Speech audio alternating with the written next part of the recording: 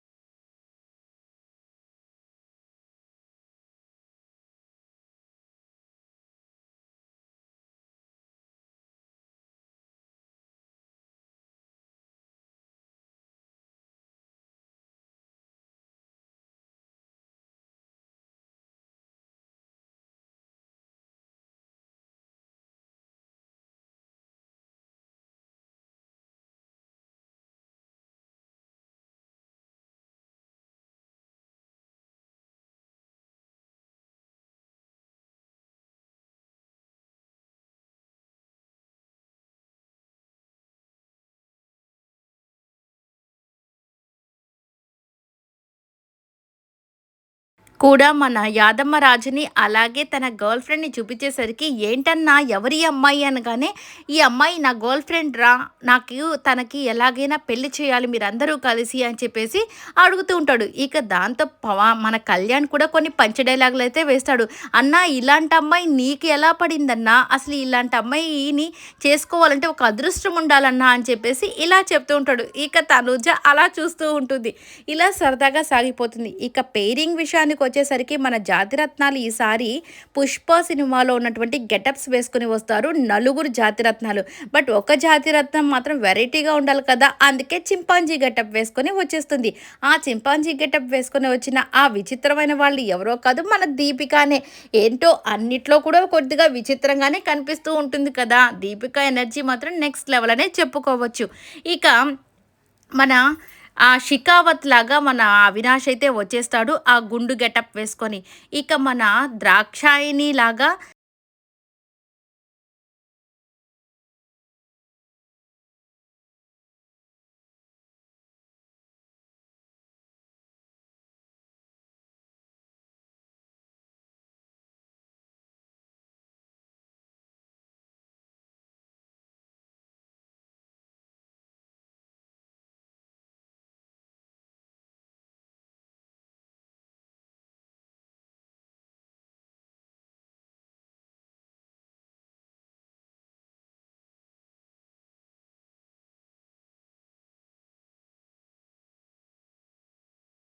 రోహిణి, ఇక మంగళం సీనులాగా మన హేమంత్, నెక్స్ట్ వచ్చేసి మన పుష్పలాగా మన మణికంఠ అయితే వచ్చేసాడు. మణికంఠ వచ్చినప్పుడైతే అందరూ నవ్వులే నవ్వులు. ఎందుకంటే నువ్వేంట్రా పుష్ప అని చెప్పేసి, పుష్ప మా చెయ్యి మాత్రమే ఎత్తుతాడు. ఈయన తల కూడా దానికి అంటించేసి విచిత్రంగా వచ్చేస్తాడనమాట.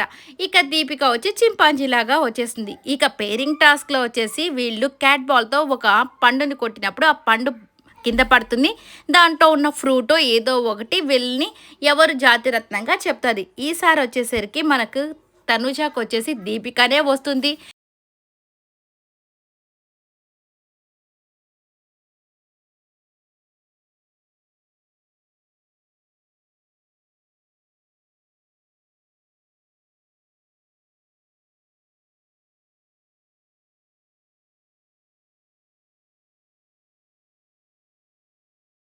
అలాగే కళ్యాణ్‌కొచ్చేసరికి ఈసారి అవినాష్ వస్తాడు. ఇక నెక్స్ట్ హషికాకొచ్చేసి మన రోహిణి వస్తుంది.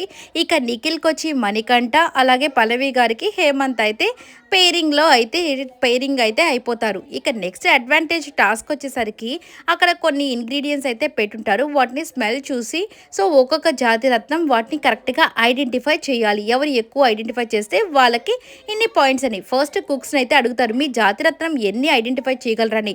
ఇక నిఖిల్ వచ్చి కాన్ఫిడెంట్‌గా 4 మా మణికంఠ చెప్పేది అంతకంటే ఎక్కువ చెప్పడం చెప్తుంది. పల్లవి గారు వచ్చేసి 14 అంటే ఫస్ట్ వచ్చి 17 చెప్తాడని చెప్పింది. తర్వాత 14 చెప్తాడని చెప్పింది హేమంత్. ఇక మన కళ్యాణ్ వచ్చేసి కనీసం ఒక 4, 5 అన్నా చెప్తారు అవినాష్ అని చెప్పి తనైతే గెస్ చేశాడు. ఇక తనూజ వచ్చేసి ఒక 4 అని చెప్పి 4, 5 తను కూడా అని చెప్పింది. ఎవరు మన దీపిక గెస్ చేస్తుందని. ఇక ఆషిక వచ్చేసి రోహిణి అయితే కనీసం ఒక 3, 4 చెప్తుంది అని చెప్పింది. ఇక నిజంగానే రోహిణి మాత్రం చాలా బాగా గెస్ చేసింది ఒక 7. కానీ అస్సలు దీపిక ఒక్కటి కూడా గెస్ చేయలేదు. ఎన్ని తప్పులు చెప్పిందంటే మొత్తము ఇది గడ్డి, ఇది ఎండు గడ్డి, ఇది పిచ్చి గడ్డి, ఇది యానిమల్స్ గడ్డి అని ఇట్లా విచిత్రాలుగా చెప్తుంటుంది. ఇక మణికంఠ అయితే కరెక్ట్‌గా 4 అని చెప్పాడు. నిఖిల్ 4 గెస్ చేశాడు. ఇక మిగిలిన వాళ్ళంతా కూడా కొన్ని తక్కువగానే గెస్ చేశారు. మొత్తానికి అడ్వాంటేజ్ టాస్క్ అయితే గెలిచింది నిఖిల్ వాళ్ళు. ఇక కుకింగ్‌కి వచ్చేసరికి అందరూ చాలా చక్కగా చేశారు. ఈసారి పల్లవి గారు చాలా చక్కగా చేశారు. అందుకే ఆవిడ డిష్ మాత్రం ఈసారి ఫస్ట్ పొజిషన్లో 81 మార్క్స్ ఉంది. తర్వాత నిఖిల్ కూడా సూపర్గా చేస్తాడన్న విషయం తెలిసిందే. కానీ ఈ మధ్య నిఖిల్ది కూడా తగ్గిపోతూ వస్తుంది. 78 మార్క్స్ సెకండ్ ప్లేస్లో ఉన్నాడు. ఇక ఆషిక కూడా 78 మార్క్స్ థర్డ్ ప్లేస్లో ఉంది. ఇక మన కళ్యాణ్ కూడా 78 మార్క్స్ థర్డ్ పొజిషన్లోనే ఉన్నాడు. ఇక తనూజ మాత్రం ఈసారి లీస్ట్ మార్క్స్లో 77 మార్క్స్తో ఇక లీస్ట్లో అయితే ఉంది. కానీ టోటల్ స్కోర్ చేసినప్పుడు తనూజ హైయెస్ట్లో ఉంది, మళ్ళీ కళ్యాణ్ లీస్ట్లోనే ఉన్నాడు. ఈసారి ఫేస్ ఆఫ్కి వెళ్ళేది పవన్ కళ్యాణ్ మాత్రమే. చూద్దాం ఏం జరగబోతుందో. మరి ఎలిమినేట్ అయిపోయి వెళ్ళిపోతాడా, లేదంటే మళ్ళీ తిరిగి ఫేస్ ఆఫ్లో నుంచి మళ్ళీ తిరిగి దీంట్లోకి వచ్చేస్తాడా అనేది చూడాల్సి ఉంది. ఈ వీడియో నచ్చితే లైక్ చేయండి, షేర్ చేయండి, కమెంట్ చేయండి అండ్ సబ్స్క్రైబ్ చేసుకోవడం మాత్రం మర్చిపోకండి. Please subscribe.